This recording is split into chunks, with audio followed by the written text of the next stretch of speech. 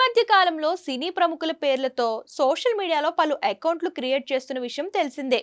వీటిని ఉపయోగించి కేటుగాళ్లు జనాలను మోసం చేస్తున్నారు. సినీ సెలబ్రిటీలు సైతం ఫేక్ అకౌంట్ల వలలో పడుతున్నారు.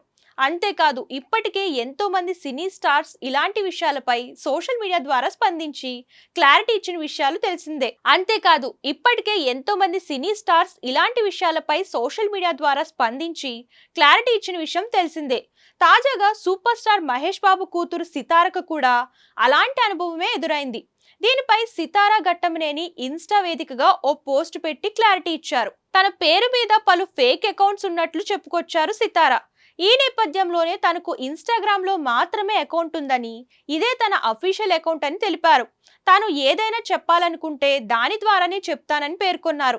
ఇన్స్టా తప్ప వేరే ఏ సోషల్ మీడియాలోనూ తనకు ఖాతా లేదని క్లారిటీ ఇచ్చారు సితారా. కాబట్టి తన పేరు మీద అకౌంట్స్ మెయింటైన్ చేస్తున్న వారితో జాగ్రత్తగా ఉండాలని సూచించారు.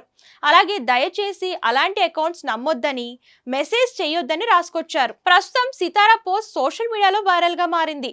అది చూసిన నెటిజన్స్ సితారకు కూడా ఫేక్ అకౌంట్స్ వల్ల సమస్యలు ఎదురైనట్లున్నాయి, అందుకే సడన్ గా ఇలాంటి పోస్ట్ పెట్టిందని భావిస్తున్నారు.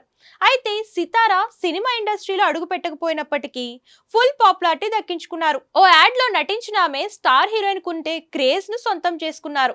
నిత్యం సోషల్ మీడియాలో యాక్టివ్ గా ఉంటూ తన ఫోటోలు షేర్ చేస్తూ ఉంటుంది. అంతేకాకుండా తన వంతుగా పేద పిల్లలకు సాయం కూడా చేస్తూ ప్రశంసలు పొందుతుంది.